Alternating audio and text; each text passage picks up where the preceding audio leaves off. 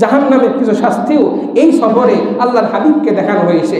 সংক্ষেপে বলে শেষ করি, আল্লাহর হাবিব যাচ্ছেন, হঠাৎ দেখতে পেলেন কিছু মানুষ পিতলের নখ দিয়ে তাদের চেহারা তারা বারবার আঁচড়াচ্ছে, চেহারা থেকে মাংস তুলে নিচ্ছে, তাদের শরীরকে ক্ষত বিক্ষত করে দিচ্ছে।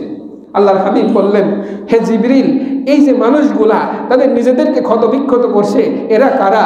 আল্লাহর হাবিবকে জিবরিল আমিন বলেন, ইয়া রাসূলুল্লাহ, এরা হলো আপনার উম্মতের সেই ব্যক্তিরা যারা মানুষের অগোচরে তাদের চগলখুরি করত, তাদের গীবতে নিজেরা লিপ্ত থাকতো।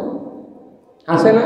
চায়ের দোকান বলেন, বন্ধুদের আড্ডা বলেন, ফেসবুক বলেন, সোশ্যাল মিডিয়া, সব জায়গায় একে অন্যের সমালোচনা করতে মানুষের মুখে একটু বাধে না। অথচ আল্লাহ কোরআনের মধ্যে বলেছেন, ওয়ালা ইয়াক্তাব বা'দুকুম বা'দা আইয়ুহিব্বু আহাদুকুম আইয়াকুলা লাহমা আখিহি মাইতান ফাকারিহতুম ওয়াত্তাকুল্লাহ। তোমাদের কেউ কি পছন্দ করে তার মৃত ভাইয়ের গোশত খাবে? আল্লাহর হাবিব দেখলেন এই মানুষগুলো তাদের চেহারাকে ক্ষতবিক্ষত করছে। আল্লাহর হাবিবকে জিবরিল আমিন বলে, এরা হলো গীবতকারী, এটা নিজেদের চেহারাকে ক্ষতবিক্ষত করে ফেলছে। অন্য রিওয়ায়াতের মধ্যে আসে আল্লাহর হাবিব এই ব্যক্তিদেরকে মরা পশুর মাংস খেতে পর্যন্ত দেখেছেন। আল্লাহর হাবিব কিছু দূর যাওয়ার পর দেখে এক ধরনের ব্যক্তিদেরকে আগুনের কেচি দ্বারা তাদের জিহ্বা, তাদের ঠোঁটকে চিরে ফেলা হচ্ছে। মুহূর্তের মধ্যে আবার ঠোঁট লেগে যাচ্ছে, জোড়া লেগে যাচ্ছে, আবার কাটা হচ্ছে, আবার জোড়া লাগছে।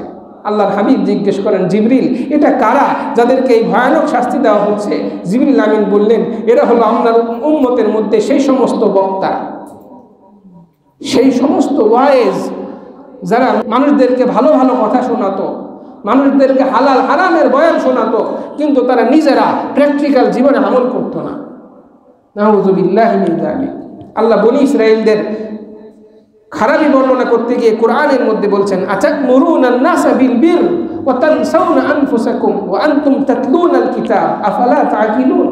তোমরা মানুষদেরকে ভালো হতে বলো, অথচ নিজেরা ভুলে থাকছো, নিজেরা রাসূলের উপর ঈমান আনাকে পরিত্যক্ত করছো, তোমরা কি একটুও জ্ঞান রাখো না?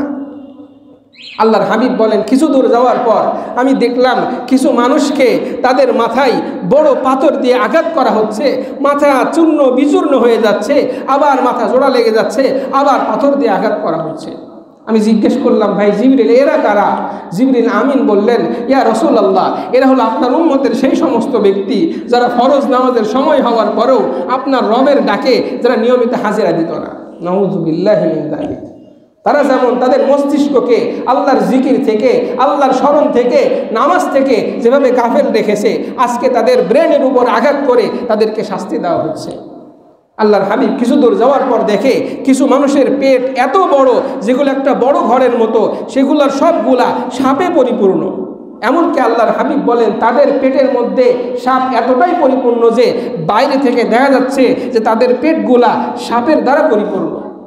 এই ভয়াবহ অবস্থায় আমি জিবরিলকে জিজ্ঞেস করলাম, এরা কারা?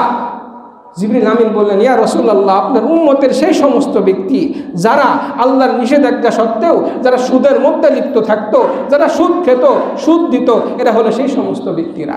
এরা হারাম খেত, আজকে তাদের পেটগুলা সাপের দ্বারা পরিপূর্ণ করা হয়েছে।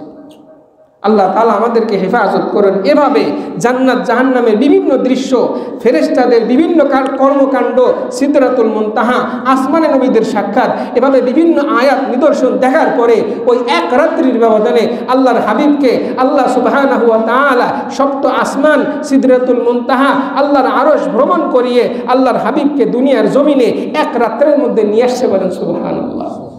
আল্লাহ তাআলা আমাদের সবাইকে এই মেরাজের যে ঘটনাগুলো আমরা শুনেছি, মেরাজের যে হাদিয়ার কথা আমরা শুনেছি, আল্লাহ রসুলের জবানে তার উপর পরিপূর্ণ বিশ্বাস করার এবং মেরাজের যে হাদিয়া, যে 5 ওয়াক্ত নামাজ এবং যে সওয়াবের কথা আমরা শুনেছি, এর উপর পুঙ্খানুপুঙ্খ রূপে আমল করার তৌফিক দান করুন।